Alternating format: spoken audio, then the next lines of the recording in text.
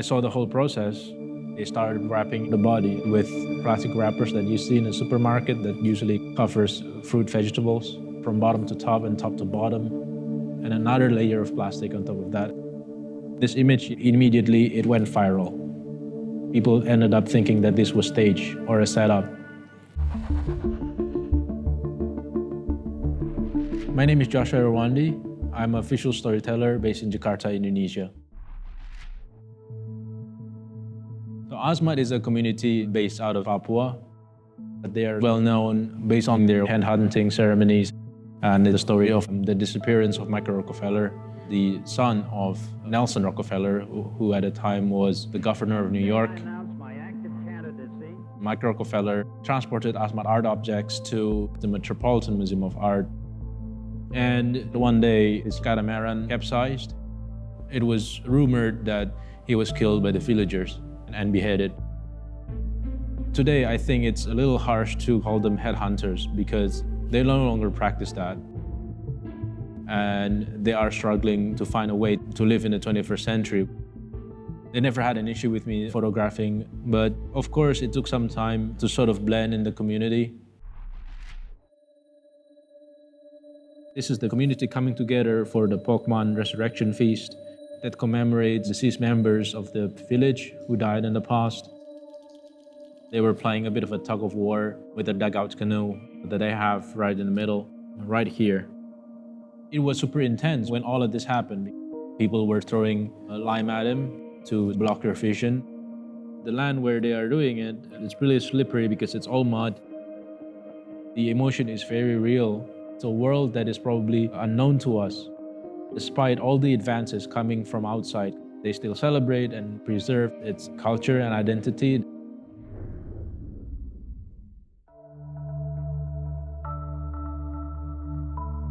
I was in my room, about to go to bed, and suddenly I heard all these fireworks. I just thought, like, is there like a celebration today, or like, what's the deal? But when I came outside, I saw the fire right in the market area.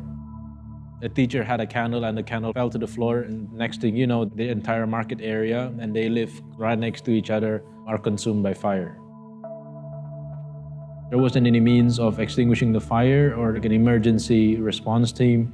People were actually trying to extinguish the fire using mineral water bottles. The Asmat people are bystanders to all kinds of tragedies that are happening to their land.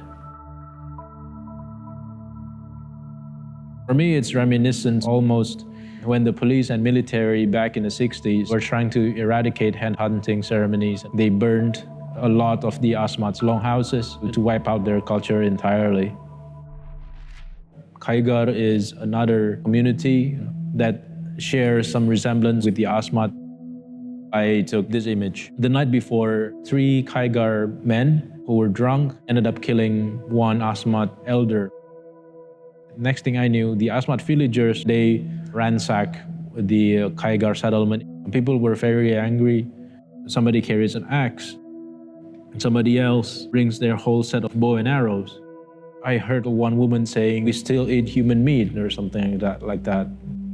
But that was obviously what was said when they were angry. When these things happen, you have a lot of military presence. Over the past few years, military control in Papua as a whole has strengthened. It's a worrying picture. Asmat has always been like a second class to everything. Every decision that is made for Asmat doesn't take their environment, their identity into account. And that's why perhaps you have this sustained tension from year after year.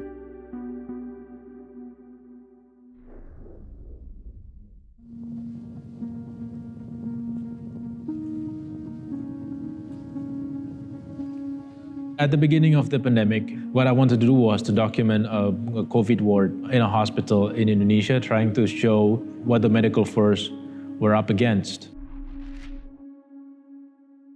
This is a body that is wrapped in plastic.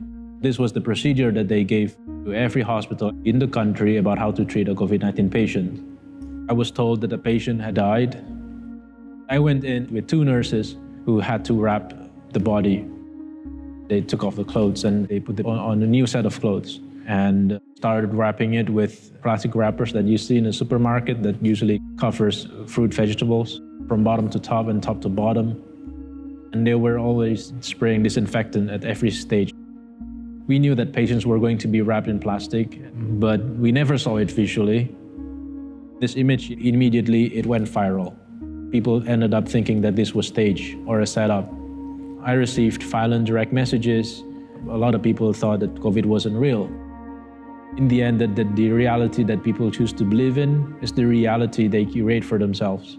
It's an echo chamber with no exit door.